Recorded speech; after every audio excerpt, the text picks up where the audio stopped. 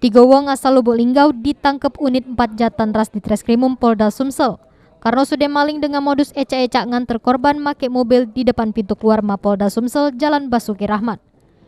Ketiga tersangka yang merupakan residivis itu ialah Heri Iskandar 45 tahun, Niko Apriansah 33 tahun, sama Nuriansah 50 tahun. Diketahui korban merupakan pensiunan Polri, Samsul Bahri 76 tahun, warga Jalan Maluku Raya Komplek Opi Jakabaring. Sesudah korban naik mobil tersangka, tasnya digerangi di tangan tersangka ditutup pakai handuk sehingga ngambil duit 3 juta rupiah sama HP dari tas korban. Kasubdit 3 Jatanras Polda Sumsel Kompor Christopher Panjaitan ngato ke salah sikot tersangka merayu singgo korban percaya kalau mobil tersebut merupakan taksi online yang dipesan ke oleh anaknya. Melihat korban pada saat itu keluar dari Bank BTPN, dia ngambil gaji pensiunnya sebesar 3 juta. Lalu dia menunggu sambil berjalan karena dia dapat informasi dari untuk minta anaknya untuk memesan Grab ataupun sejenis angkot ataupun Gojek.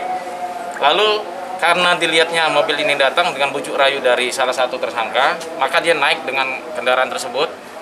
Di dalam kendaraan itulah mereka ini ada 3 tersangka di dalam mobil itu dengan mengambil uang yang tadi hasil dari ngambil dari bank tadi.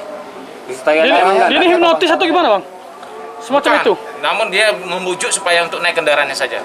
Jadi sistemnya mengalihkan perhatian korban, Bang, ya? Betul, yang ada perannya di dalam mobil itu pada saat dia naik ke dalam kendaraan, mengalihkan perhatian sehingga yang satu bisa ngambil dengan menggunakan, mungkin rekan-rekan perlu ketahui, dia ngambil uang dengan menutup dengan ini, dan rekan yang lainnya hilang konsentrasi dari bapak tersebut. Berapa kali?